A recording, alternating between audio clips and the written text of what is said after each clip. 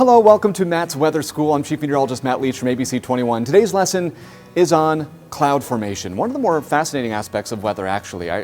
Sometimes you'll lay down on the grass, look up at the clouds, you'll try to figure out what shapes you see, and the clouds themselves look like solids, right? They look like solid objects.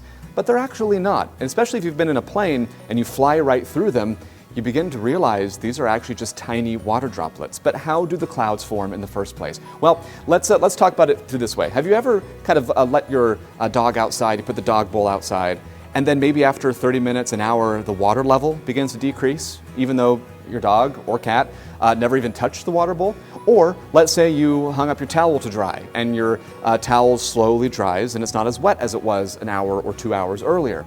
The reason for that is because water escapes or essentially evaporates. So this is the part of the water cycle that contributes to cloud formation. Let's talk about the water cycle just a little bit more. So first, water turns to vapor when heated. So the sun heats the water vapor begins to rise, right? These particles then turn into clouds, okay? They begin to gather, they form, they become these big puffy clouds. Now, the more condensed they are, or full of water droplets they are, the more likely they are to release water, right? And that's what ends up happening. It rains, the rain begins to fall, the clouds are too heavy, and then we're back to the water stage again. And then the heat begins to cause the water to evaporate, and we go through that cycle time and time and time again. Now, even though all clouds go through the same process of formation, that doesn't mean they're all the same. Temperature and altitude can make a big difference in how clouds look, and the type of cloud can even tell you what kind of weather to expect. Take, for instance, cirrus clouds. Cirrus is Latin for ringlet, or curling lock of hair. See how wispy and light they are? These are composed of tiny ice crystals, usually 20,000 feet in the air or higher, where planes fly. Cumulus clouds are pretty fun. I like to call them Pixar or cartoon clouds because they're so puffy and are typically the ones you'll watch and find shapes in. Cumulus is a Latin word that means heap or pile.